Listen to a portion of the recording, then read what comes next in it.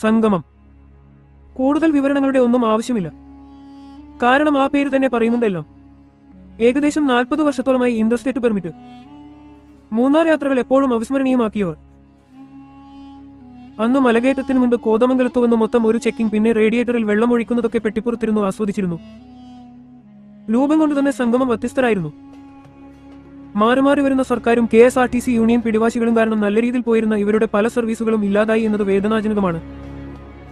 ഒപ്പം തൊഴിൽ നഷ്ടപ്പെട്ട അതിലെ തൊഴിലാളികളും. സൂപ്പർ ക്ലാസ് പെർമിറ്റുകളുമായി കീരിടത്തിന് ഒരു പോറൽ പോലും ഏൽപ്പിക്കാതെ മുടങ്ങാതെ ജനമനസ്സുകളിൽ ഇടം പിടിച്ച സംഗമം.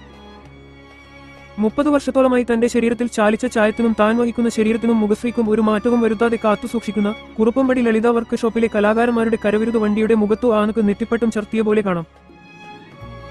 ആലുവയിൽ നിന്നും കാന്തല്ലൂർ വരെ ആർക്കും ഒരു ബുദ്ധിമുട്ടും ഉണ്ടാക്കാതെ ബസ്സിന് ബുദ്ധിമുട്ടുണ്ടാക്കുന്നവരെ നാട്ടുകാരും യാത്രക്കാരും ഇടപെട്ട് ഒഴിവാക്കുന്നതും കൂടെ നിൽക്കുന്നതും സംഗമത്തിൽ യാത്ര ചെയ്താൽ കാണാം.